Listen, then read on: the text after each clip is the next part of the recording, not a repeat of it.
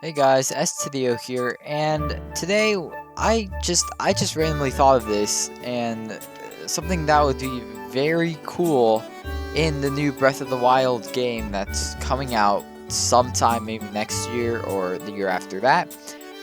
So we all know the Sheikah Slate, right? And you know how we get upgrades and stuff. What if in this game we get a Sheikah Slate upgrade that allows us to actually play Zelda music from previous titles just on the Sheikah Slate?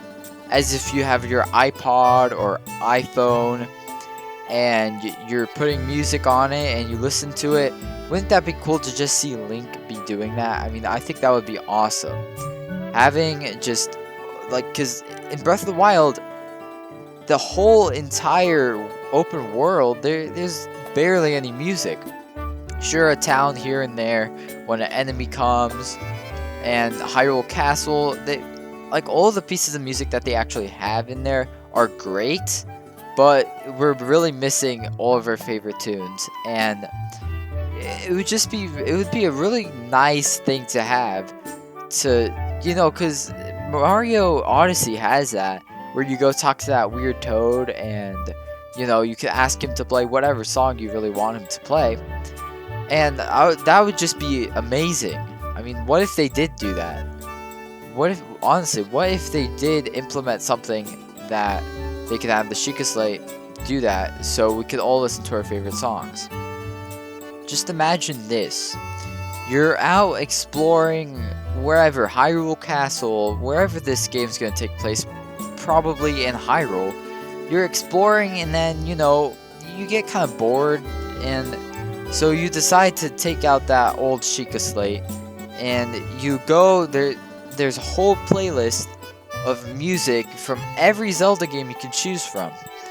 Now, if you think about it, it might, interfere with timeline stuff, but if you really think about it, it would it's much less of a real thing to have in the game that goes for lore and something that would just be fun for the player to use. But imagine just doing that, and you're going exploring Hyrule with something like, the Wind Waker theme, or Twilight Princess boss theme. Something really cool. I think that would be amazing, and that would just make me happy, and I know a lot of Zelda fans would just love that. So let me know what you think in the comments below. Is this possible, or do you want it? If you don't want it, if you really think this would affect the timeline, please comment below and tell me, because I would really use that.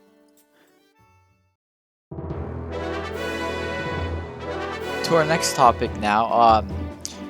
There's this YouTuber that goes by the name Dlynamic, if I'm saying that right. I'll leave a link to his video in the description, but he brings up a big point about something with mechanic wise, and that's gonna happen, he thinks, in Breath of the Wild too.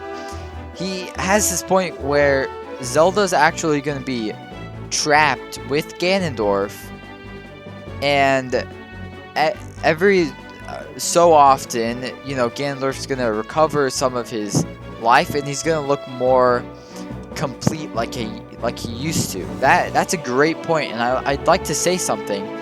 How that would be really cool, because if that does end up coming true from Nintendo, then that means that we could see Ganondorf coming and reviving. You can see his different phases. We can see how different he looks every time, and we'll actually be able to see what this new Ganondorf looks like.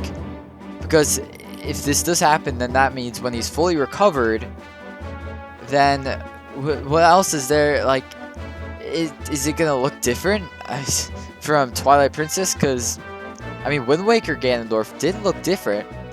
So I mean, I'm just really excited to see how this Ganondorf is gonna play out, how he looks. Another thing he also mentions, would that be after every dungeon you complete, the green hand will show you memories of his memories that relate to what happened with Ganondorf. That would be cool. That would be awesome. Because there's like, literally, there's now a way where it brings back the old memory system, but it's for the Green Hand since Link already recovered his memory.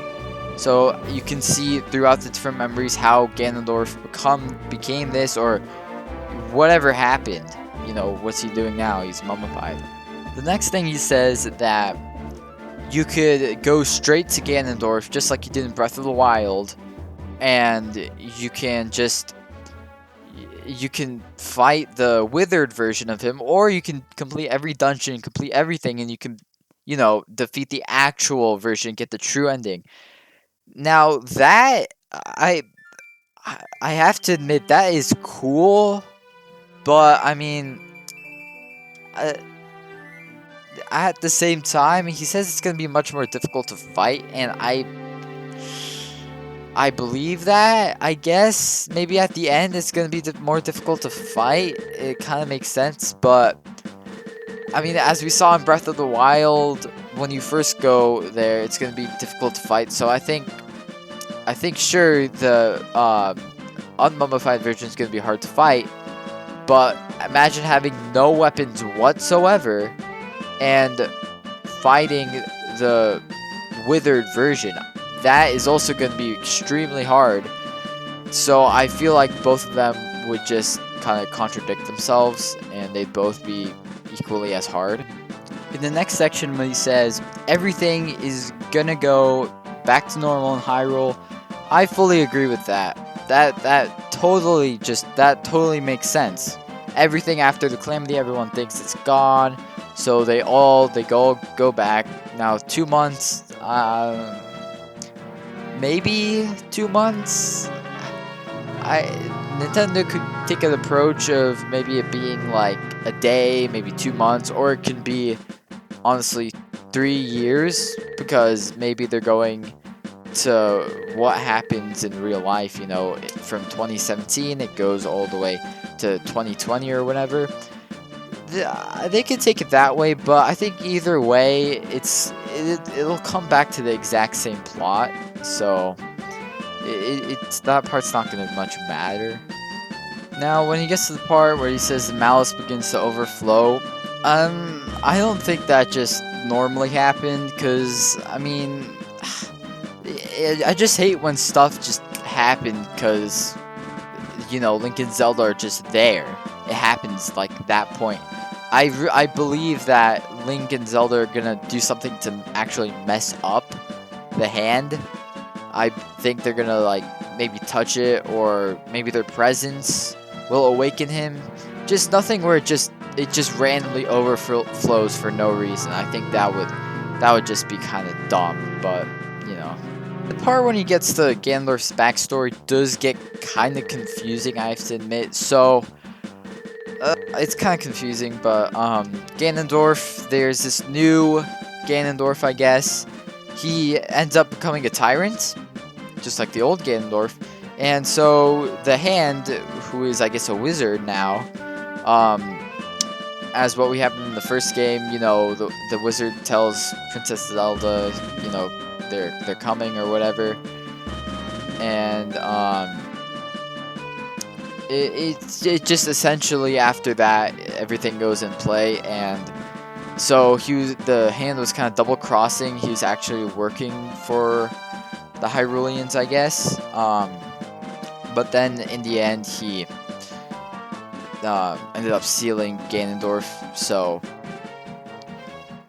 that's how Ganondorf is sealed now.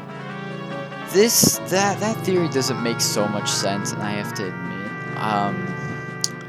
I would say maybe something in the lines of that would be good, but that exact theory, it's just the Hand, you know, doing that. I feel like that Ganondorf is actually that Ganondorf.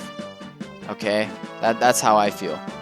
And you know, I personally think it's gonna be kind of cool if Ganondorf was the good guy, but it's up to you guys. Anyways, thanks for watching this. Make sure to check out Dlynamics, something like that. his channel. It's great. He makes Zelda theories and stuff like that. Make sure to check it out. See you guys. Thanks for watching.